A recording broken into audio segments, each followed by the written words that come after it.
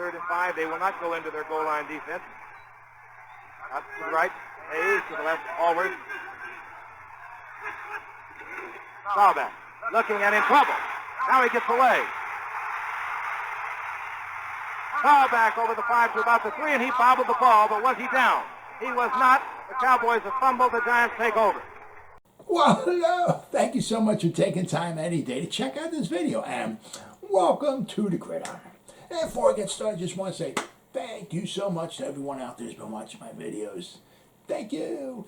If you can maybe give this video a thumbs up, or possibly leave a comment below, maybe even share this video, it would mean so much to me. But at least anyway, just thank you so much for just taking time any day to check out this video. Thank you. Well, guys, we got the 22nd coach in the history of the New York Football Giants, Brian Daboll. It started off 1925, Bob Fowle coached 1 year for the Giants. He was the first coach in the history of the Giants. Then we get Doc Alexander. 1926, he coached 1 year, and he was done. So you think they're coaching 2 years now, and they're getting fired. You think that was quick. Well, Bob Fowle and Doc Alexander, they only coached 1 year apiece. Then we had Earl Pottinger. I'm not even exactly sure how you pronounce it. He coached 27 and 28. He won the first championship in history of New York Giants. In 1927, the Giants were 11-1-1. Earl Pottinger. He was the coach. So he coached for 2 years. Then we had Leroy Andrews, or sometimes he was referred to as Roy Andrews. He coached 1929 and 1930. For some reason, Benny Friedman coached the last 2 games of the 1930 season. I'm not exactly sure why. Benny Friedman won both games, so Benny Friedman's the only one with an undefeated record as a New York coach of the New York Giants. Leroy Andrews has the highest winning percentage of anybody who coached a decent amount of games. He coached 30 games. He was 24-5-1. He has a winning percentage of .817. Ain't nobody beating that. So, but after that, after Benny Friedman, I can start raffling them off a little bit faster. 1931 to 1953. Steve Owen, he also has the most wins in the Giants' history of any coach, 153. Unless you're Bill Belichick or something or whatever, I don't think anybody's going to be breaking that record anytime soon, 153. 1954 to 1960, we had Jimmy Lee Howe. 1961 to 1968, we had Allie Sherman. 1969 to 1973, we had Alex Webster.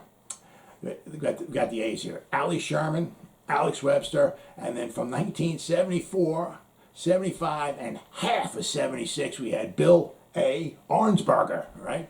The reason why it was only half of 76 was because after we lost our 7th game and we were 0-7, and we lost 27-0 at home to the Pittsburgh Steelers, Bill Arnsberger got canned. So then we brought in John McVay, the grandfather of the Rams coach, Sean McVay. So John McVay coached the second half of the 76 season. We finished 3-4 his last 7 games. So it looked somewhat promising. Then he coached 77, coached 78. That was the year of the miracle of Meadowlands, and he got gone. Then we brought in Ray Perkins. Perkins was 79, 80, 81, and 82. Then we brought in Bill the Man Parcells from 83 to 90. 91, 92, we brought in Ray, you fucking blow Hanley. He stunk. He was horrible. Why we let Tom Coughlin go? Why we let Bill Belichick go? I mean, we hired Ray. I mean, Lord only knows. Then after that, we brought in Dan Reeves. Dan Reeves was 93, 94, 95, and 96. 97 to 2003, we got Mr. Fossil. He came in. After 2003, he got fired.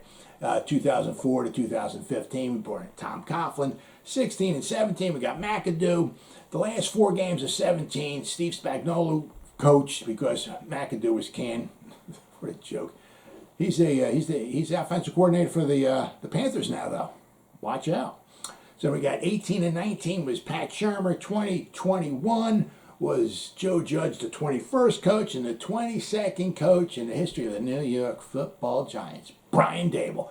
2022 and beyond. Lord knows how long he's going to last, but at least we got ourselves an offensive coach. Hopefully, maybe next year we might be able to average somewhere around 20 points a game. Maybe a little bit more. Wouldn't that be just unbelievable? Now, the past 2 seasons, the Giants, averaged 17 0.5 points per game in 2020. And of course, this year they astounded us all by averaging a whopping 15.2 points per game. Oh my God, absolutely horrible. Now, the past 2 seasons, the Bills have averaged 29.8 points per game and 29.9 points per game. I mean, the Bills, all these Bills scored more. Every Bill scored more than anybody except for the Bucs. And if Tom Brady winds up retiring, the Bucs number is going to plummet quite a bit. So I mean, so the Bills are, they got themselves a little bit of an offensive juggernaut kind of going on there. One of the things I love about Brian Daboll is his birthday. It's April 14th, same as mine, except I'm 11 years older than he is though. Anyway, but he's 46. He's nice and young. So if things work out for him and Shane, I mean they're both young. If things work out, we got some guys that could be there for at least quite a few years. So hopefully things work out for the two of them. Now, Joe Shane and Daboll, they got history together. In 2011, they were both in Miami, just for the 1 year. But 2018 to 2021, they were both in Buffalo, right? Shane's been there since 17, but in 2017, Brian Daboll was the offensive coordinator and quarterbacks coach of the Alabama Crimson Tide, right? Now he's got some hardware. He's pretty special. He's been with the Patriots two different occasions, from 2000 to 2006 and 2013 to 2016. He has 5 Super Bowl rings. All right, pretty impressive. I mean, Belichick's got more, but I mean, 5. But he also has a national championship ring in 2017 when he was the offensive coordinator / quarterback coach of the Alabama Crimson Tide. Now, on that quarterback list, he had tanking for 2 with Tunga Vailoa, Mac Daddy Jones, and Jalen Hurts. So I mean, and there was like 3 or 4 other. There was a boatload of quarterbacks, but those are some of the guys that were on his quarterback. I mean, so he had some good quarterbacks, but it was also he had good quarterbacks, but he's also a good coach too. So, but he was there for 1 year, and after 2017, he wound up going to 2018 was with the Bills. Now he's good at developing quarterbacks. Josh Allen, his first season, I think he completed like 52% of his passes. I think were 6-10, didn't make the playoffs in 2018, but then every year after that, 2019, 2020, 2021, the double digits wins. They keep making the playoffs. Josh Allen's 3rd season there. I mean, he was 13-3. His numbers were just unbelievable. Really took off. I mean, they dipped a little bit this year. Their record dipped a little bit this year, but still, Josh Allen's a beast. I mean, you've seen what he did, against the Chiefs. I mean, that guy is really, really good. Now, the question is, who's going to be the defensive coordinator? I mean, Patrick Graham, threw out there that he was still interested in being the defensive coordinator for the Giants. I mean, that would be really special. He knows the guys. He has his system in play. Now, I mean, whether Daboll wants to switch it around a little bit or not, I don't know. But I mean, he knows the everything. Right? He knows the Maras. He knows the players. He has his system set up, and so. That would make a lot of sense. If he wants to come back and be the defensive coordinator, that would be awesome. Now, who will be the offensive coordinator? And then the other thing is, will he wind up calling the plays or not? Because sometimes just because you're offensive coordinator or defensive coordinator doesn't mean you're necessarily going to call the plays. Because sometimes you might want to have your offense in system, but I mean, have somebody else call the plays. I mean, because you have to sometimes, especially for the first time you're ever doing it. I mean, you're going to be calling plays and worrying about all other things. Sometimes that's a little bit too much for some guys. So it'd be interesting to see if he calls the plays or not. The Bills' offense under Dabol the past 2 seasons has been really crazy. They're averaging 29.8 points per game, which is 2nd in the league. As I said, only the Bucs were better. The total yards per game, the 389 yards per game, which was 4th. The passing yards per game, 269.8. That's 5th in the league. The amount of first downs they had over the past couple of seasons was 795. That's 2nd in the league. I mean, crazy. The third down percentage. It's just unbelievable. 47.9% they converted on third down conversions. Just almost 48% completion on third down. I mean, that's crazy. It's second best in the league. Now, we're seeing a lot of, obviously, reports and rumors and stuff like that. I mean, over the past couple days, because he got hired on Friday, but I mean, like Wednesday and Thursday, I mean, like, yeah, Giants are losing their top head coaching pick to the Dolphins, and Daboll's the top leading candidate to go to the Dolphins and stuff like that and all. And so when I was in my car and I heard dun dun dun dun because I got the ESPN app, and I looked on and I'm like, what's going on? Because I put in there that my Giants the favorite team. So anytime something happens with the Giants, a lot of times that pops up. So popped up and I clicked on it. It said Giants have hired Brian Daboll. And I'm like, whoa! So because I mean you had a lot of they brought in Frazier. Friday they brought him in to talk to him, but they also talked to Patrick Graham. They had Flores in. So exactly, what was the determining factor? Why they got Daboll over the other guys? Who knows? I mean, he doesn't have coaching history. Shane did wind up saying that he wasn't particularly concerned about bringing in somebody for a head coach who didn't have. They didn't have to have head coaching experience. So, I don't know. I mean, because Patrick Graham's been successful with his defenses, but he's never been a coach. Leslie Frazier's been very successful with his defenses, and he was a coach. Brian Flores was successful past 2 seasons as a coach. So, exactly what you're never gonna know exactly. I mean, they'll give you the vanilla. The proper answer. Well, we just thought that he was the right person for the job and blah, blah, blah. I mean? So you're never going to know exactly why. Now, Patrick Graham, all right, was supposed to wind up talking to the Vikings on Saturday, today, I believe, about their head coaching job. And not only that, but I think the Steelers wanted to talk to him about their vacancy for their defensive coordinator position. So he's got a little something going on. So it'd be interesting to see. I mean, if the Vikings want him as a coach, it'd be interesting. Hey, he does want to be a coach, but it'd be interesting to see, does he want to be a coach of the Vikings, or does he want to still be the head coach of the New York Giants more? So we'll have to wait and see. But it'd be fantastic if they got Patrick Graham back here, as a defensive coordinator, at least anyway. It would be fantastic.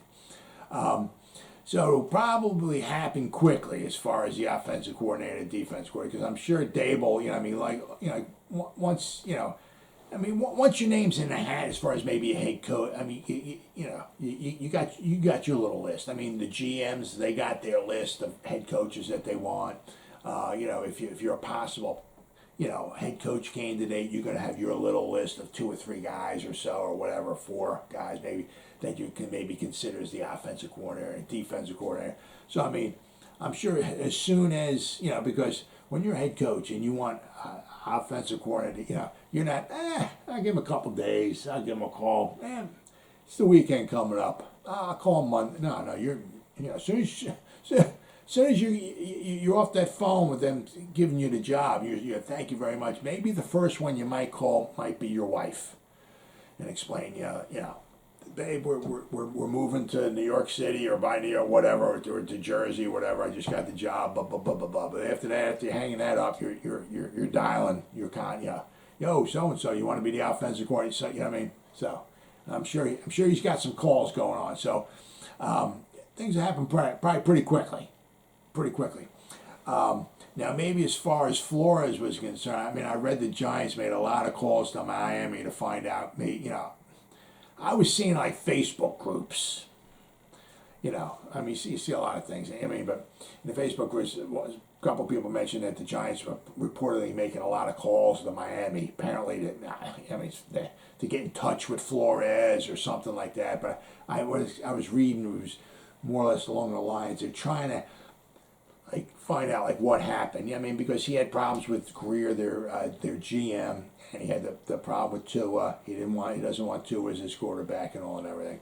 So apparently he had some problems, and the Giants, we're calling, maybe talking to certain people to try to find out maybe what their side of the story is. Because when you sit down, Brian Flores, they're going to want to, what happened there? I mean, we don't want, if you got some type of a problem or something, I mean, we don't want you. So, when they brought in and talked to Flores, I mean, he's going to have his side of the story, which is fine, but, there's two sides to a coin. Yeah, there's the heads and the tails, so you got his side. Well, that's why they were calling Miami to try to find out, maybe what exactly happened over there. So, I don't, once again, you probably maybe never find out exactly what happened. But I mean, that's one of the reasons why I was reading that the Giants made a lot of calls to Miami to try to see what was going on. See if they want to be, if they want to hire somebody like Flores or not. But now it'll be interesting to see how Daboll will wind up using Daniel Jones. I mean, he can't use him exactly the way he was using Josh Allen, because Josh Allen, can take a hit. I mean, you've seen him. He was dishing out some blows in that Kansas City game. I mean, it was unbelievable. I mean, he's a freaking beast. I mean, they're both like 6'5", right? It's just that Josh Allen probably has about 15 pounds, maybe 20 on Daniel Jones. Now, if Daniel Jones were ever to beef up, Daniel Jones is probably faster. Daniel Jones is fast. Daniel Jones is great at basketball. Daniel Jones is a great athlete. But I mean, at 225 or 6 or whatever he winds up being, I mean, and as we've seen, he can get hurt. I mean, he got hurt sliding against the Bengals in 2020. He killed his hamstring. So, he's a little fragile. So I mean, if he winds up, using him like Josh Allen, he's got to be certain plays that, obviously he can't, he can't be the lead runner. Shall we say, like the way Josh Allen is like everything. I mean, he is a beast. I mean, really, really, really special dude. Now last Friday we had our new GM, right? That's it. Yesterday, this Friday we got our new coach. So, I mean, I would be shocked if by next Friday we don't have our new offensive and defensive coordinators. Or, I don't know when they're going to introduce Daboll as that. They'll have a press conference, I guess, and officially introduce him. So I'm not sure if he can come up with the names of his offensive before he gets introduced. I'm not exactly sure how that works, but by next Friday, I'm almost positive that we're going to have our new offensive. And then you got the special teams coach. I don't know if we're going to keep the one we had. Running backs coach, defensive line coach, and all that. I mean, so those guys will also get put in as well too. But I mean, obviously the offensive coordinator and the defensive coordinator, those two, that'll really want to be in hurt. Now, one thing I was reading was that the Bills quarterback coach Ken Dorsey might become the new Giants offensive coordinator, unless the Bills wind up blocking it, because he's the quarterback coach. All right. Now they could raise him to become the Bills' offensive coordinator. I mean, makes some sense. He's worked with Josh Allen. Now he could put in his own plays, or he can run some type of the same kind of style as what Daboll was running. Maybe sprinkle in some of his own plays. He can put in a whole new system. I don't know, but I mean, it makes a lot of sense because he's been working hand in hand with Josh Allen for the past. He's been there since 2019. So he's been the past 3 years. I mean, those are the years that also, right, which is, those are the 3 years that Josh Allen really took off. 2018, I think it was like 52% completion. It was his first year. A lot of quarterbacks struggle their first year. There's very few quarterbacks that come in their first year and just take off. There's not many Dan Marinos out there, right? So I mean, I'm saying, but Josh Allen's second, third, and fourth year, I mean, he did phenomenal. And Ken Dorsey was the quarterback coach. So if the Bills want to block that, they can, maybe make him become their offensive coordinator because he's the quarterback coach. So it's like it would be an upgrade for him to be a quarterback coach at the Bills. If the Giants want to upgrade him to an offensive coordinator, most teams don't usually block something like that. I mean, usually you want to, you let the guys, if they're going to advance, go advance. God bless you, But I mean, if they want to upgrade and make him the offensive coordinator, so then they would wind up keeping him. He would be the offensive coordinator for the Bills. So I'm just the one name that I have been here. I mean, well, you can say you got Patrick Graham, maybe the defensive coordinator, maybe for the Giants. Or I also heard Wink Martindale, the defensive coordinator of the Ravens, who got fired, or possibly he might be a possibility for the defensive coordinator for the Giants. That's a possibility. And the one offensive coordinator I've heard, the biggest rumor that I've heard would be Ken Dorsey, the quarterback coach for from the Bills. So if the Bills let him go, we'll let him go so we can be our offensive coordinator. He might be. But I mean, look, by next Friday, right, next 5-6 days or so, we'd have our defensive coordinator and offensive coordinator put in place. Now, unfortunately, not everybody's going to be happy. And I got Facebook groups here I'm in and tweets and this and that and all kinds of other stuff and everything. Not everybody's happy with Brian Daboll for a certain reason. And I'm not going to go into it and all, but it is what it is. I mean, if he does a bad job, he'll be out of here within a couple of years and we'll get somebody else. But I mean, if you're not happy, it is what it is. But anyway, Brian Daboll is the 22nd head coach in the history of the New York Football Giants. Well, as always, guys, thank you so much for taking time out of your day to check out this video. You guys stay safe out there and go Giants. Woo!